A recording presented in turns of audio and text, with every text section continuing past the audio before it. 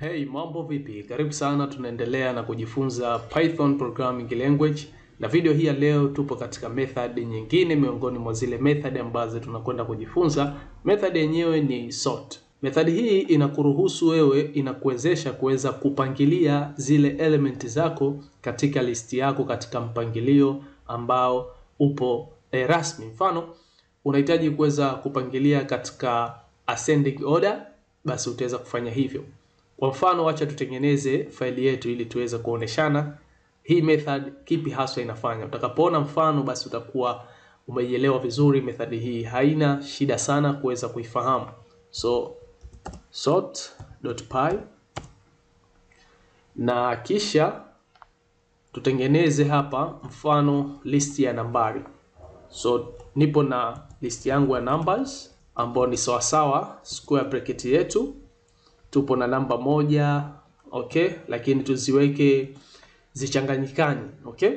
9, 5, 6, 7, 4, 3, 1, let's say 0, 2, okay? Ipi nimeisahau hapo? Okay, 8. So tupo na listi ambayo ina namba mchanganyiko kama hivi, hazijapangika vizuri. Lakini kwa kupitia hii method ya sort una uwezo wa kuzipangilia zikawa katika mpangilio ambao unaanza kutoka 0 hadi kufika namba ya juu ambayo ipo katika listi hiyo. So kwa mfano hapa, wacha tu print kwanza listi yetu ionekane kabla ya kuweza kutumia method ya sort. Okay, so print, tuweke message kwanza, original order. Alafu hapa tuweke numbers list yetu.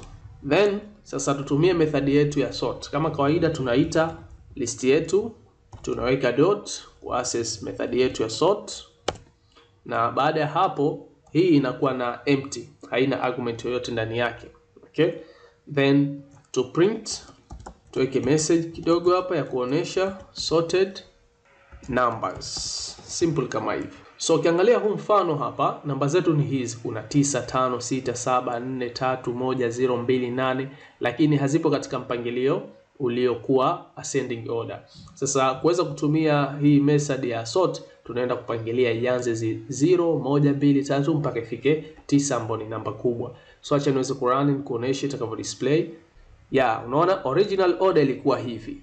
List yetu ya kwanza tulikuwa nayo 9, 5, 6, okay? Namba zipo mchanganyiko katika listi yetu. Sasa tunahitaji kupangilia namba zetu ziende katika order maalum, ascending order.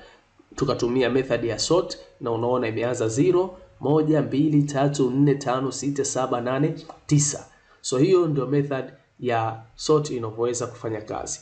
Na sio kana kwamba inatumika katika nambari tu, hapana, hata katika alphabet inatumika. A, B, C, D, E, F, G mpaka Z. Unaweza kupanga katika order ambayo itafatana hivyo. Kwa mfano, wacha tuweke listi hapa ya names, okay? Ama let's say tuite my list tu, ambayo itakuwa ni sawa sawa na listi yetu. Ndani humu kuna beta, then element ya pili tunaita alpha, element ya tatu tunaita delta, na element ya 4 wache tuite gamma. Simple kama hivi. List yetu imekusanya element hizi ambazo hazipo katika mpangilio maalum. Ukiangalia siku zote alphabet itaanza hapa A, kisha itafuata B, itafuata C, D, E, F, G, okay? Lakini imeanza B, imefuata A, imekuja D, imekuja G. So aje tuweze kusort na kupangilia katika order ambayo itakuwa ipo katika ascending order. So kuweza kufanya hivyo, wacha kwanza tuweze kuprint nayo hii original, tuweze kuiona ilivyo, na pia baada ya kuwa sorted tuweze kuona. So original order, then tutumie method yetu ya sort. Kwa nitaita list yangu my list dot sort, okay? Usisahau rounded bracket, then to print my list yetu ikiwa tayari ipo sorted, my list, then boom, tayari. Ukiangalia sasa hivi tukirun, utaona original order ilikuwa inaanza beta, B, alafu inafuata A, inafuata D, inafuata G, okay? Lakini sasa hivi tu baada ya kutumia method ya sort kuweza kupangilia vizuri, imeanza A, maana yake inakwenda alphabetical order A, B, Kama kungekuwa na C ingekuja C hapa, lakini haipo, imekuja D then G. Nadhani umeweza kufahamu namna gani ya kuweza kutumia hii method ya sort. Sina la ziada katika video hii ya leo. Ningeomba like video hii, subscribe channel yangu ya YouTube kama bado hujasubscribe. Kama una maoni, una maswali yoyote, unaweza kuniuliza katika sehemu ya comment ya video hii, tukaweza kusaidiana huko. So asante sana, tukutane wakati mwingine. Tutakuja kujifunza method ya remove na kuona jinsi ambavyo inafanya kazi.